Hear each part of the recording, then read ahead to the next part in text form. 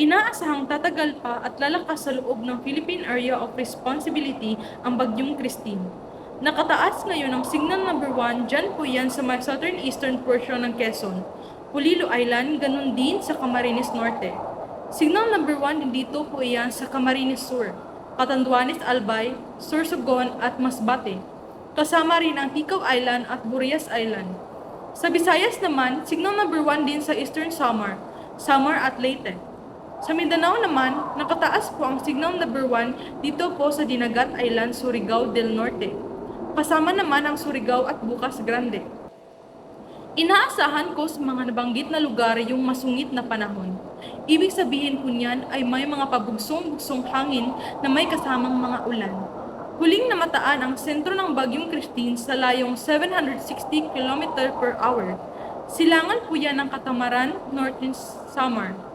Taglayin nito ang lakas ng hangin na abot sa 55 km per hour at pabugso papalo naman ng 70 km per hour. Sa ngayon po, pakanluran yung pagkilos niyan sa bilis ng 15 km per hour. Sa forecast track po ng Pag-asa, posibleng kumilos ang bagyo pa west southern po muna sa mga susunod na oras. At magpapatuloy hanggang bukas saka po ito gagalaw pa west. North and west naman, unti-unti po itong aangat kung magtutuloy-tuloy yung ganitong track. Posible na ito po ay maglalandfall o tumama dito po yan sa Northern Luzon. Maaari pong Huwebes ng gabi o kaya naman ay sa Biyernes ng umaga. At dahil medyo mabagal po ang pagkilos, sa ngayon ay medyo matagal ding mabababa dito sa karagatan at posible po na lalakas po yan bago lumapit sa kalupaan.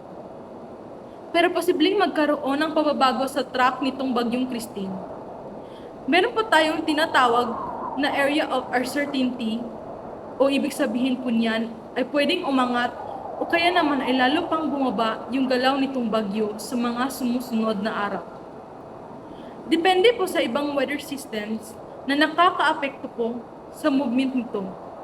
Ang mga lugar na sakop nitong area of uncertainty dapat din pong maghanda dahil yan po yung makakaranas ng direktang epekto ng bagyo sa mga susunod na araw. Ibig sabihin, hindi lang po Northern Luzon, kundi posible rin na ito pong bahagi ng Central Luzon.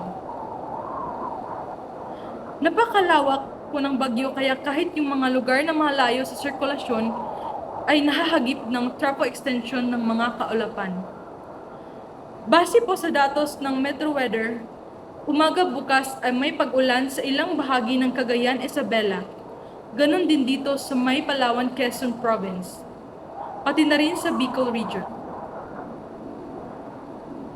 Magtutuloy-tuloy po yan sa hapon at meron na rin pong pag-ulan sa ibang bahagi ng Calabarzon at iba pang bahagi ng Mimaropa.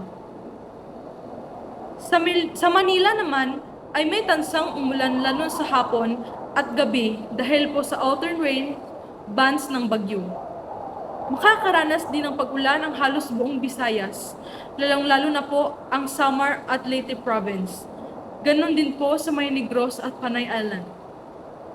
Dito din sa may Mindanao, inaasahan din po yung mga pag-ulan sa Soc-Sargen at Zamboanga, Peninsula, Northern Mindanao. At pati na rin sa ibang bahagi ng Caraga Region. Samantala, magiging maalon at deligadong pumalaot sa eastern seaboards po ng Southern Luzon, pababa po yan dito sa eastern seaboard ng Visayas. Dahil po yan sa epekto rin itong Bagyong Christine. Patuloy pong umantabay sa updates at maging alerto dahil inaasahang magtatagal sa loob ng par ang Bagyong Christine hanggang sa weekend. At yan ang latest update ng ating panahon.